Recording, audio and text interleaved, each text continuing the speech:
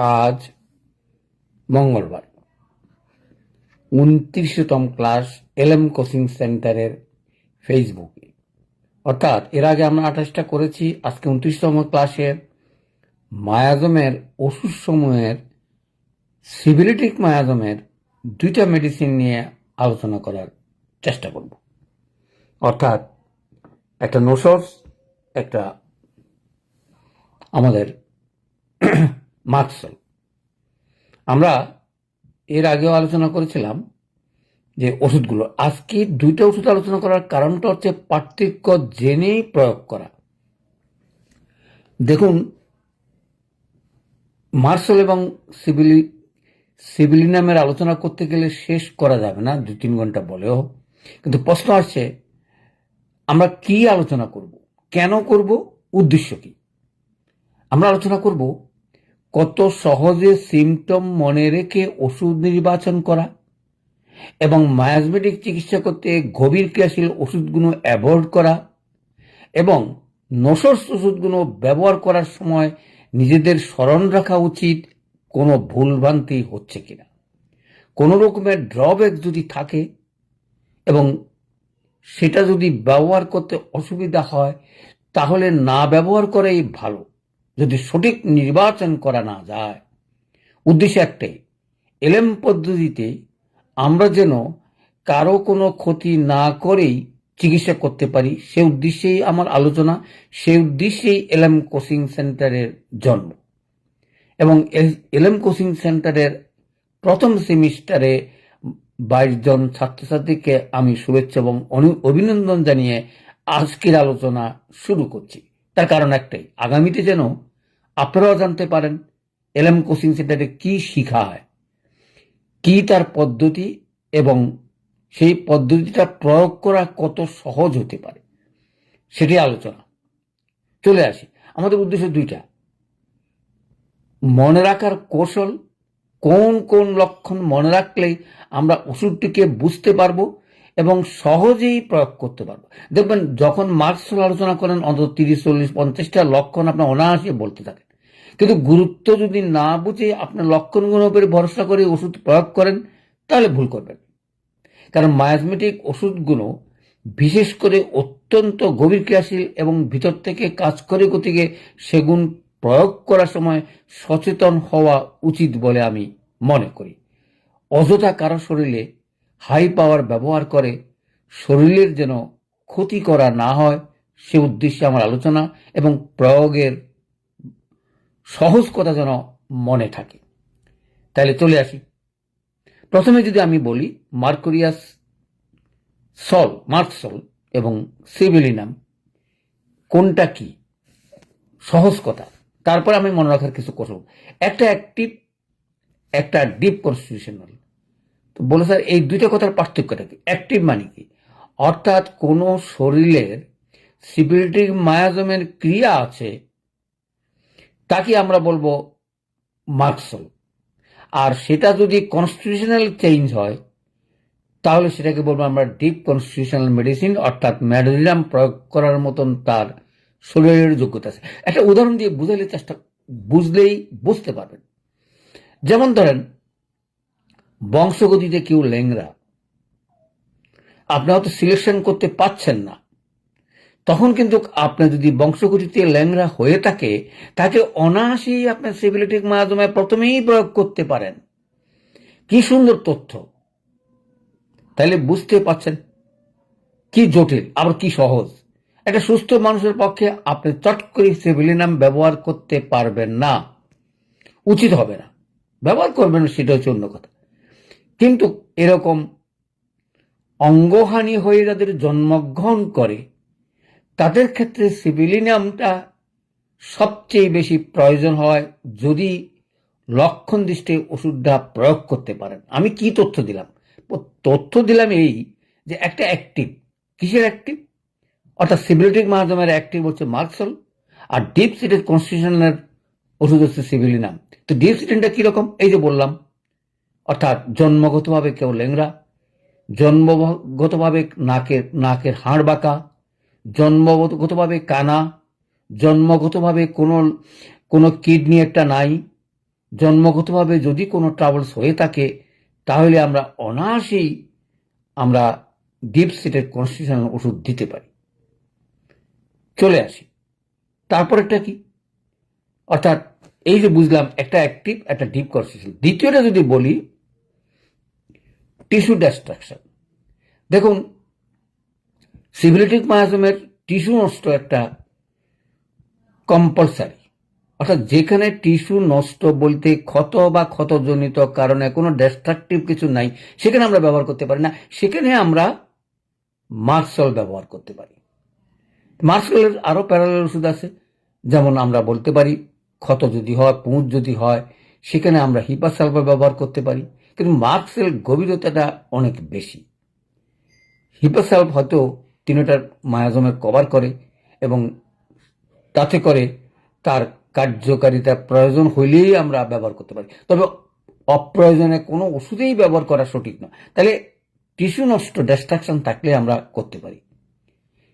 যেমন ধরেন বলে টিস্যু নষ্ট অথবা কি, যেমন ধরেন কারো দাঁতের ক্ষয় রোগে সমস্ত দাঁতগুলো ক্ষয় হয়ে গেছে, তাহলে আপনি মার্সেলটা প্রথমে ব্যবহার করার কথা চিন্তা করতে পারেন। করবেন আমি এমন কথা বলছি না, অর্থাৎ এটা একেবারে টপ উঠে চলে আসলো। যদি মুখমণ্ডলের ভিতরে ক্ষত থাকে এবং দাঁতগুলো যদি ইরেগুলার অথবা ধ্বংসাত্মক অথবা পোকা খেয়ে আমরা যেটা বলি নষ্ট হয়ে গেছে এবং ফেলে দিয়েছে এবং তার দাঁতের আর কোনো মানে নাই, অনেকগুলো দাঁত পড়ে গেছে, এই ধরনের ক্ষেত্রে আমরা ডিস্ট্রাকটিভ বুঝবো, সেখানেই আমরা মার্সেল ব্যবহার করতে পারি। আর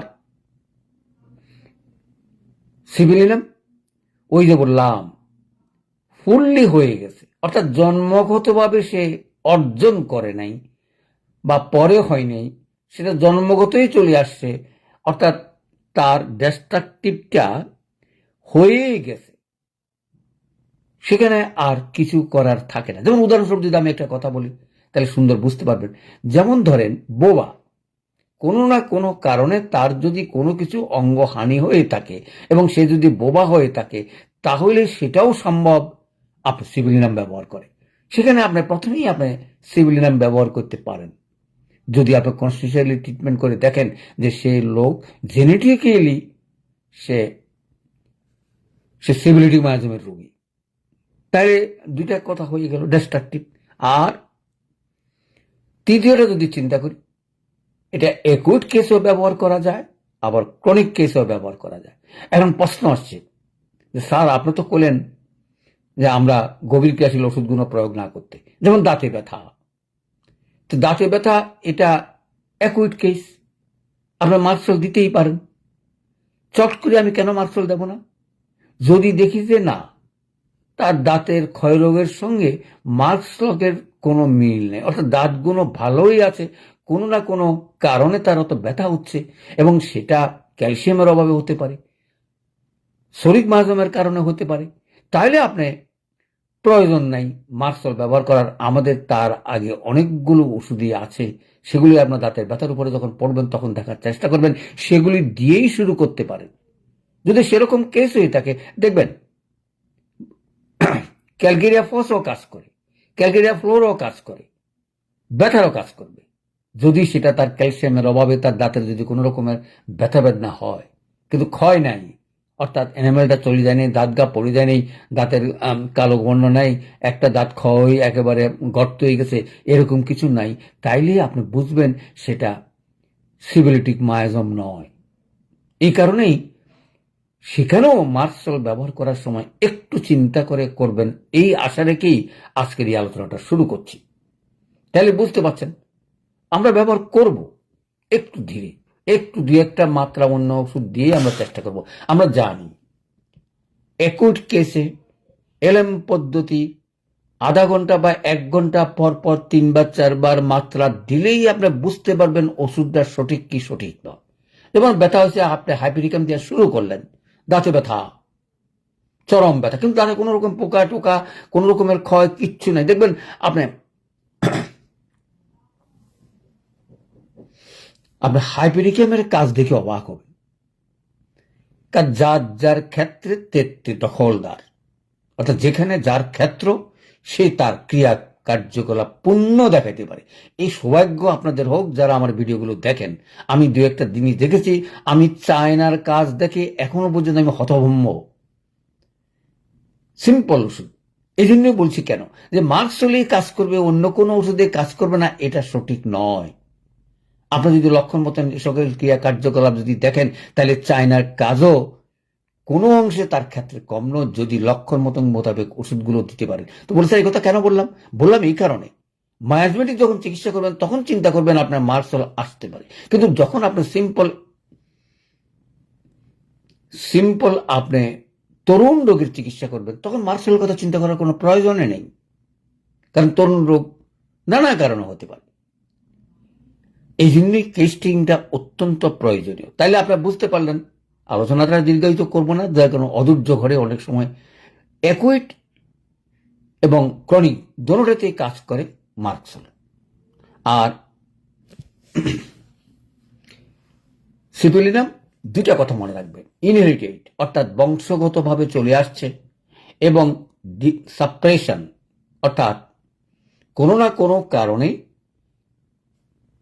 সিবিলিটিক মায়াজম যদি সাপ্রেশন হয়ে যদি অন্য কোনো ট্রাবল সৃষ্টি হয় এবং সেটা যদি গভীর ক্রিয়াশীল হয়ে থাকে, তাহলে আপনি দিতে পারেন। এটা খুব বিবেচনাধীন।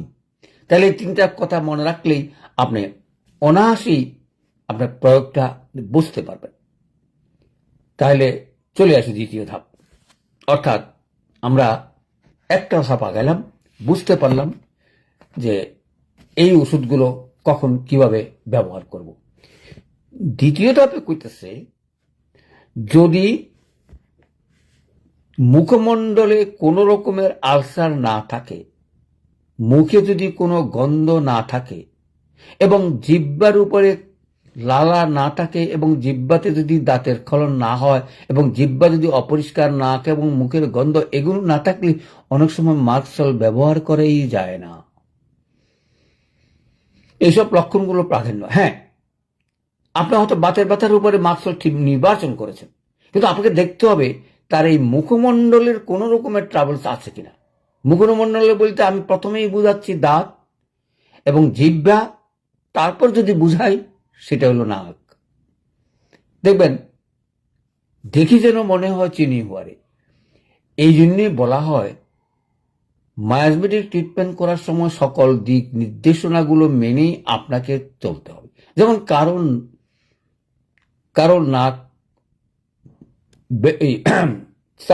নাক চাপানো, অর্থাৎ নাকের হাড় নাই বললেই চলে, চারটা নাক, কোনো না কোনো কারণে জন্মগতভাবে তার অর্থ সেটা হয়েছে, তাইলে বুঝবেন সেটাও সিবিলিটিক মায়াজম।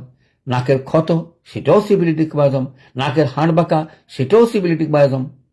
অর্থাৎ হাড় বাঁকা, ক্ষত, মুখে ক্ষত এবং নাকের এই সকল কনস্টিটিউশনে যদি লক্ষ্য পাই, তাইলে আমরা সিবিলিটিক মায়াজম বুঝতে পারবো।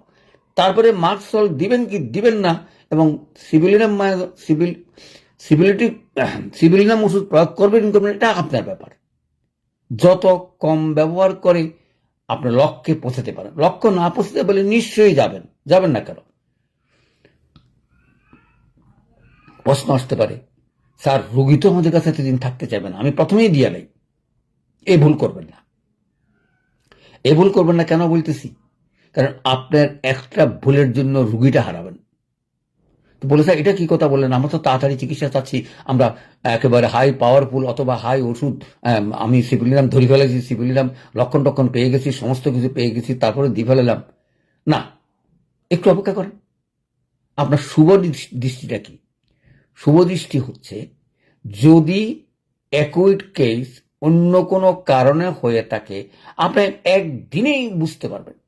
সেই ওষুধগুলো যদি প্রয়োগের ক্ষমতা আপনার থাকে, অর্থাৎ সিম্পল ওষুধগুলো প্রয়োগের গভীরতা নাই গতিকে ঘনমাত্রা ব্যবহার করতে পারেন, এবং ঘনমাত্রা ব্যবহার করার কারণেই 2-3 বার যদি আধা ঘন্টা 1 ঘন্টা পর পর দিয়ে অবজারভেশনটা সঠিক করতে পারেন, 3 ঘন্টাতে আপনার ওষুধ নির্বাচন সঠিক।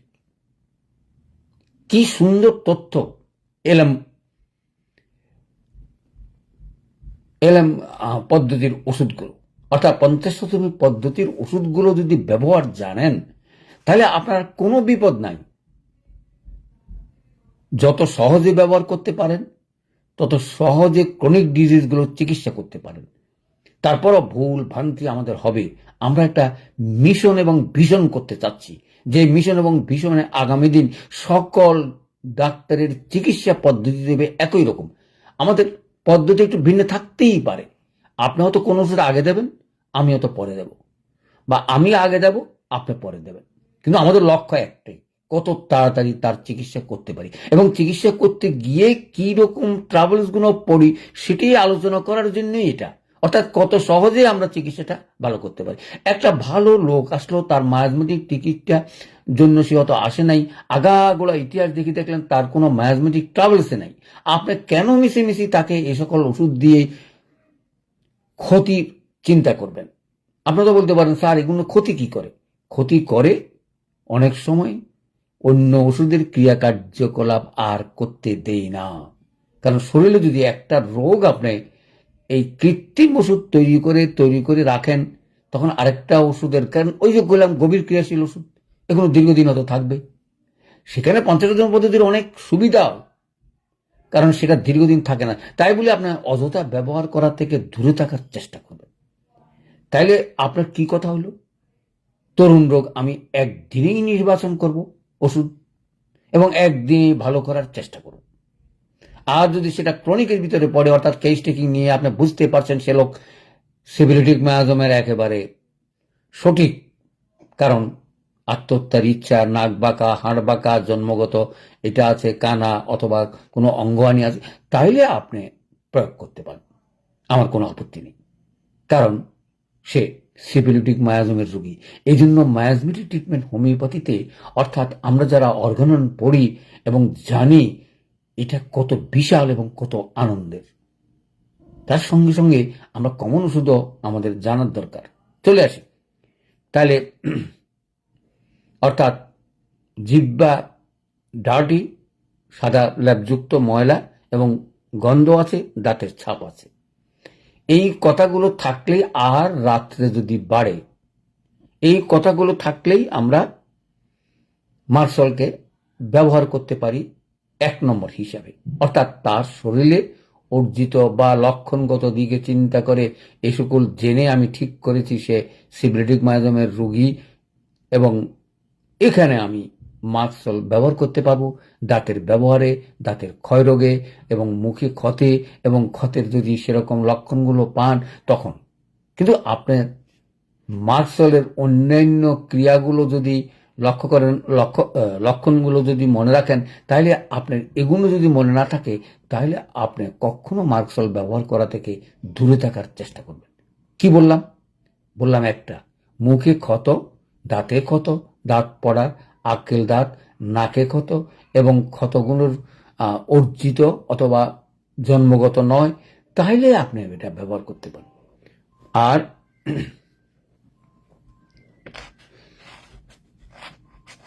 রাত্রে বৃদ্ধি, একটা সুন্দর কথা, সিবিলিটিক মায়াজমে রাত্রে বৃদ্ধি, তো সেটা তো সিবিলিনামও হতে পারে, মার্শলও হতে পারে। পার্থক্যটা কি? দেখুন, এই পার্থক্যগুলো মনে রাখার জন্য আজকের এই আলোচনা, একটু সুন্দর করে মনে রাখার চেষ্টা করবেন। রাত্রে যদি 3টার সময় বাড়ে, অর্থাৎ গভীর রাত্রে ঘুমাইছেন, রাত্রে 3টা বাজে ব্যথা শুরু হলো এবং সেই ব্যথা আর কিছুতেই কমে না, তাহলে আপনি বুঝবেন সেখানে আপনার সিবিলিনাম প্রয়োগ করতে পারেন।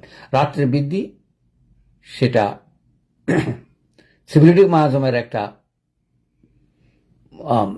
রাত্রে বৃদ্ধি বৈশিষ্ট্য, কিন্তু মার্শলও আছে, সিবিলিনামও আছে।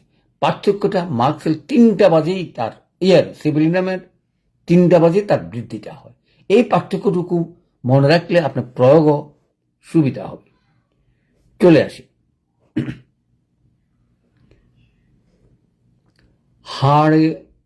হাড়ে পেইন, এটা একটা খুব গভীর প্রশ্ন। বলে, স্যার হাড়ের পেইন কি করে বুঝবো? দেখুন, আপনি বুঝতে হবে না, রুগিয়ে বুঝিয়ে দিন। কি সুন্দর, আমরা যদি রুগীর সঙ্গে ব্যবহারটা করি, স্নায়ুর ব্যথা, অর্থাৎ স্কিনে যখন ব্যথা, নার্ভের যখন ব্যথা, আপনি বুঝতে পারেন এখানে ব্যথা কম ছড়ায় যাচ্ছে উপর দিয়ে স্কিনের উপরে ক্ষত হইলেও দেখেন, অমুক হইলেও দেখেন। কিন্তু মাংসপেশিতে কিছু হইলে সেটা মাংসপেশির পেইন, অর্থাৎ হাড়ে লাগে না। হাড়ের ব্যথার যার হয় সেই বর্ণনা করবে সব বর্ণনা তো কিভাবে করবো, তো আমি কিভাবে বুঝবো? সে করবে যে ব্যথাটা উপরে না, মাংস না, একেবারে গভীরে, তাহলে আপনি বুঝতে পারবেন সেটা হাড়ে ব্যথা। তারপরের প্রশ্ন যে এটা কি রাত্রে বাড়ে না দিনে বাড়ে, সকালে বাড়ে না বিকালে বাড়ে না সন্ধ্যা বাড়ে, আপনি জিজ্ঞাসা করে জেনে নিলেন কখন বাড়ে কমে, অমাবস্যা পূর্ণিমাতে নাকি। এগুলো আমাদের লক্ষণগুলো আছে, ওই লক্ষণের উপরে জোর দিবেন কখন, যদি আপনি বুঝেন সে সিপিলিটিক মায়াজমের রোগী। তা না হলে তো আপনার কোনো প্রয়োজনও খুব একটা মানে না, আপনার কাছে আরো বহু ওষুধ আছে। আমরা অনেক সময় করি কি, গভীর ক্রিয়াশীল ওষুধগুলিকে যথেষ্ট ব্যবহার করে আমরা রোগী চিকিৎসা দিতে বিভ্রাট হই। হয়তো 50 দিনের পদ্ধতি আপনাদেরকে এত বিভ্রাট সৃষ্টি করছে না বা করবে না, কিন্তু আপনি জেনে রাখেন, আপনার 30 দিলেন, 200 দিলেন, কাজ হলো না, আপনি 100 দিয়ে দিলেন, 1000 দিয়ে দিলেন, আপনি ধ্বংস করে দিলেন। তার কারণ এটা তার ক্ষতি হয়ে গেল। সেই ক্ষতি থেকে এই নতুন পদ্ধতি হ্যানিম্যানের লেটেস্ট আবিষ্কার, সেই সুবাদে এত কথা বলার পরও এখনো আমাদের বিজ্ঞ ডাক্তারেরাও ব্যবহার করতে ভয় পায়। এটি আমার দুঃখ, এটি আমার ক্ষোভ, মান, অভিমান। কেন আমরা আমরা অ্যানালগ যুগে এসে স্মার্টফোনকে পাত্তা দেব না, স্মার্টফোন নেব না, শিখবো না, জানবো না স্মার্টফোনের ব্যবহার আমরা অনেকে জানি না, তাই বলি তার উপকারিতা কি আমরা অস্বীকার করতে পারবো? তাহলে নতুন যুগের নতুন ওষুধ, নতুন কিছু তথ্য দিয়েই তো হোমিওপ্যাথি আগিয়ে যাবে। জটিল চিকিৎসা, জটিল এলোপ্যাথিকের সঙ্গে আমাদের কম্পিটিশন দিতে গিয়ে আমরা হাবুডুবু খাচ্ছি। সেখানে আমাদের এই সিস্টেম কত আধুনিক, সেই উদাহরণ আমি আর দিতে চাই না, কারণ এগুলো আমি অনেক সময় বলেছি যে 5 সেকেন্ডে কাজ করতে দেখেছি। আপনি একটা রোগীকে স্যালাইন দিবেন, ইঞ্জেকশন দিবেন, it will tax A time, but আপনি যদি 50 পদ্ধতি বুঝেন এবং ওষুধ নির্বাচনে দক্ষতা অর্জন করতে পারেন, যে কোনো পেইনই আপনি তাড়াতাড়ি কমাতে পারবেন যদি সেরকম দক্ষতা অর্জন করেন। আমরা তো দক্ষ হইতেই পারলাম না, কারণ 50টা পেইন কিলারের ওষুধ আছে, কোনটা দিলে কার কাজ করবে বলুন তো? এটা কি এত সহজ? এবং তারপরও কিভাবে আমাদের ওষুধগুলো অনেক সময় লক্ষণের উপরে ভিত্তি করে প্রয়োগ করতে পারেন, যেমন আমি হাইপারমিয়ার কথা বললাম, সেরকম আপনারাও ওষুধগুলোকে সেভাবে পড়ার চেষ্টা করবেন। এক একটা ওষুধের এক একটা মনে রাখার কৌশল চলে বটে। গ্ল্যান্ড চলে, অর্থাৎ গ্ল্যান্ডগুলো যদি জ্বলে অথবা গ্ল্যান্ডগুলো যদি কোনো ট্রাবলস হয়, তাইলে আমরা বুঝবো সেটা সিবিলিটিক মায়াজম। এগুলো মার্শালটা মনে রাখার সহজ কথা বললাম। তাহলে সিবিলিনামটা ডেক্সট্রাকটিভ আলসার, ডিপ সিটেড। তো বলে স্যার বুঝবো কি করে কোনটা ডিপ কোনটা? দেখুন, এটা আমিও তো যত সহজে বলতেছি আপনার তো তত চিনবে না। একটা আলসার যখন হয় তখন উপরে থাকে, অনেক সময় সিম্পল ওষুধে ভালো হয়ে যায়, কিন্তু যে আলসার ভালো হবে না তার লক্ষ্য খারাপ। যে আলসার সিবিলিটিক ওষুধের প্রয়োজন, সে আলসার দেরি করবে না, সেই 3 দিনেই আপনাকে পারলে ছিদ্র করে ফেলবে। অর্থাৎ সেখানের গভীরতা, ভালো না হওয়ার প্রবণতা, ধ্বংসাত্মক কার্যকলাপ সব কিছু বৃদ্ধি। মনে হয় যেন সে আগে থেকেই প্ল্যান করিয়ে আসছে তাকে ডিস্ট্রাকটিভ করে, তাকে ধ্বংস করে দেওয়ার উদ্দেশ্যেই। তখন আপনি সিভিলিনাম ব্যবহার করতে পারেন। আলসার যখন ডিপ হবে, দেখবেন অনেক সময় আলসারের গভীরতা, যেটা আমরা অনেক সময়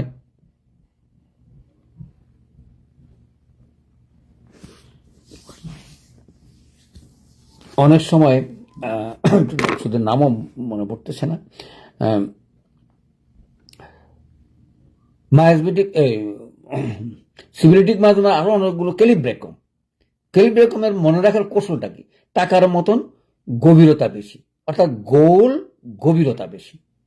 দেখুন এক একটা ওষুধের এই যে বৈশিষ্ট্য, সেটাও সিবিলিটিক মায়াজম, কিন্তু তার আকৃতিটা কি হবে? গোল হবে, গভীরতা হবে। এই গভীরতা বুঝাতে গিয়ে আমি আপনাকে বললাম যে ক্যালিব্রেকমের কথা। এই ক্যালিব্রেকমই সিপিলিনামের প্যারালাল, অর্থাৎ সিপিলিনাম প্রয়োগ করবেন না ক্যালিব্রেকম প্রয়োগ করবেন, ইট আপ টু ইউ।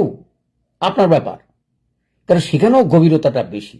এই জন্যই বুঝাতে চাচ্ছি যে কখন সিভিলিনামটা ব্যবহার হবে। তারপরে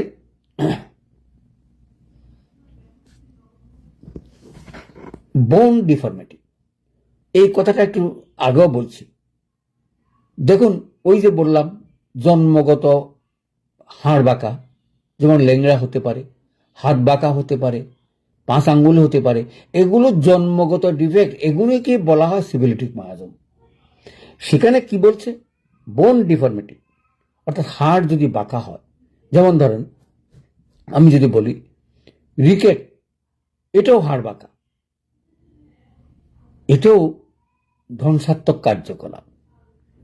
সেখানে যদি মনে হয় আপনি সিভিলিনাম ব্যবহার করতে পারেন। সে কারণে বলছি বোন ডিফর্মিটিভ, অর্থাৎ সবচেয়ে বোন ডিফর্মিটিভ বোঝা যায় নাকে। প্রথমে ম্যাক্সিমাম লোকে দেখবেন নাকে হাড় বাঁকা, নিঃশ্বাস নিতে কষ্ট, তারপরে কেউ অপারেশন করেন, অপারেশন করে নাকটাকে সোজা করে দেন। আপনাদের যদি একটু বয়স কম থাকে, আমি এখনো বলবো না অনেক বয়সে সেটা ভালো হয়ে যায় কিনা, তবে চেষ্টা করবেন একটু ধৈর্য ধরে প্রয়োগ করতে। 1 মাস 2 মাস বা 3 মাসে ব্যবহার করলে বুঝতে পারবেন রোগী ভালোর পথে যাচ্ছে কি যাচ্ছে না। যদি যায় তাহলে তার বয়স বৃদ্ধি হলেও অপারেশন ছাড়া ভালো হবে। বলে স্যার এই কথাটা কেন বললেন? বললাম এই কারণে অনেক সময় বয়স বাড়লে হাড়ের বৃদ্ধি বা হাড়ের হাড়ের হাড়ের ফরম করার মতন শরীরের স্টেমিনা থাকে না। এই জন্যই তো ধ্বংসাত্মক, এই জন্য তো তার এই রোগ, অর্থাৎ তার বডির যে কনস্ট্রাকশন, অর্থাৎ ধ্বংসাত্মক কার্যকলাপ থেকে মুক্ত হয়ে তাকে মুক্তি দিয়ে অন্তত বেশি দিন বাঁচবে, সেই সুযোগ না দেওয়ার জন্যই সে অপেক্ষা করে। সুযোগ পাইলেই সে আপনাকে শেষ করবে। এটাই হচ্ছে হোমিওপ্যাথিকের দর্শন, এটি হচ্ছে ওষুধের নিয়ম, অর্থাৎ কোন ওষুধটা কিরকম ধ্বংসাত্মক হয়, ঠিক সে কথাই বলছে বোন ডিফর্মার। তাহলে নাকে হাড় বাঁকা, আমরা সেটা সিভিলিটিক মায়াজম বুঝতে পারি এবং প্রয়োগও করতে পারি যদি অন্যান্য লক্ষণের সাথে মিলে। রাত্রে বৃদ্ধির কথা তো বললাম। চলে আসি শেষ একটা প্রশ্ন করেই আমরা আলোচনাটা শেষ করব। এতক্ষণ তো বললাম ধ্বংসাত্মক, স্থূল ধ্বংসাত্মক। মাথায় যদি চুল না থাকে সেটাও সিভিলিটিক মায়াজম। মনে রাখবেন, চুল পড়ে যাচ্ছে, চুলগুলো উঠে যাচ্ছে, অথবা মাথাতে টাক। আমি এগুলো বুঝে দিয়েছি এই কারণে আমাদেরকে ওষুধ নির্বাচনের ক্ষেত্রে আমরা যেন সজাগ এবং সচেতন হয়ে ওষুধগুলো নির্বাচন করার সময় চেষ্টা করি। তাইলেই মায়াজমেটিক ট্রিটমেন্ট এবং সকল রকমের রোগ, চুল বলেন, কান বলেন, নাক বলেন, যাই বলেন না কেন, রোগ যত কঠিন হোক না কেন, একটু প্রয়োগ করে দেখেন। তো প্রয়োগ করবো কেমনে? স্যার বাজারে তো ওষুধ কিনতে গেলে ওষুধে কাজ করে না, হয় আমি বুঝি না, ন ওষুধে কাজ করে না, ন ওষুধের করল। সেজন্য একটা কথা বলি যে অর্থাৎ খাঁটি ওষুধগুলোর জন্যই একটু যোগাযোগ করে জোগাড় করার চেষ্টা করবেন। আজকেও ব্যাংক ম্যানেজার একটা ফোন করে আমাকে বলতেছে, আজকে থেকে আপনার 4 বছর আগে আপনার থেকে ওষুধ নিয়ে কি পরিমাণ যে কাজ আমি পাইছি, চিন্তা করলে আমি অবাক হই। এখানে কোনো রোগ নাই, আমি চিকিৎসা আমার রোগী, আমার এখন ম্যানেজারের তো মানুষ এখন চায় যে আমি খালি তাদেরকে ওষুধ দিই। কি সুন্দর তথ্য! আমি সে হয়তো আমার সঙ্গে যোগাযোগ কমে করছে, পরে বললো যে হ্যাঁ আপনাকে মাঝে মাঝে টেলিফোন করেছে। আমি আজকে যখন সে একটা নতুন ছোট্ট আরেকটা অর্ডার দিল, তখনই সে বলল যে কি সুন্দর ওষুধে কি কাজ করে, আমি এসব কিছু জানতাম না, আপনার ভিডিওগুলো আমি নিত্য দেখি। তো আপনাদেরকে অনুরোধ করবো, ভিডিওগুলো না দেখে না শুনে 2000 ভিডিও আছে, আপনি এগুলো দেখেন। সব কথা আমাকে জিজ্ঞেস করবেন, এই 2000 ভিডিওর খবর আমাকে যদি জিজ্ঞেস করেন, আমি কোথায় থেকে উত্তর দেব, কেমনে উত্তর দেব? আপনি একটু প্রয়োগটা করেন। ব্যর্থ হলে আমার সঙ্গে যোগাযোগ করেন। আমি যে কোনো রোগের চেষ্টা করব আপনাদেরকে সমস্যার সমাধান করার জন্য। চলে আসি, লাস্ট কথাটা একটাই, আমার জীবন ধ্বংস করার যখনই কোনো প্রবণতা থাকে, অর্থাৎ আত্মহত্যার করার ইচ্ছা থাকলেই বুঝবেন এটা সিভিলিটিক মায়াজম, এটা সিভিলিনাম ওষুধ। তার অর্থ কথা নয় যে আমি ওইলেই আমি সিভিলিনাম দেবো। সেখানে আমাদের অনেকগুলো ওষুধ আছে। তারপরও যদি না পারেন তাহলে দেন, আর যদি আরো ওষুধ জানেন সেটা আপনার উপর নির্ভর করে, যেমন আমরা আত্মহত্যার ইচ্ছা কথা যদি দেখলি অরাম্মেটের কথা বারবারই চিন্তা করবো, কিন্তু সেখানে সিভিলিয়ামও কাজ করবে। আমি যে কথাগুলো বলার চেষ্টা করলাম তার কারণ হচ্ছে একটাই, এই যে মনে রাখার কৌশল। মার্কস হলো কিন্তু আত্মহত্যার ইচ্ছা নাই, ধ্বংস করবে, কিন্তু আর নিজের জীবন নিজেই ধ্বংস করবে একমাত্র সিভিলিয়াম ওষুধটাই প্রয়োজন। সেখানে হয়তো আমাদের অরাম্মেটের কথা বলা থাকে, সেখানে আমরা চেষ্টা করব এরকম 4-5টা ওষুধ মনে রাখলেই আপনার মায়াজমেটিক চিকিৎসা আপনার হাতে সহজ হবে। তাহলে চলে আসি আজকের আলোচনা, অর্থাৎ মার্কসল এবং সিপিলিরাম ওষুধের পার্থক্য নির্বাচন করে মায়াজমেটিক চিকিৎসা করার সময় কেস টেকিং নিয়ে আমাদের তথ্যগত ভুল যেন প্রয়োগ যেন না হয় সেই আশা রেখেই এবং আমার ভিডিওগুলো প্রচার করার কথা অনুরোধ করে আজকের আলোচনা শেষ করছি। সকলকে ধন্যবাদ।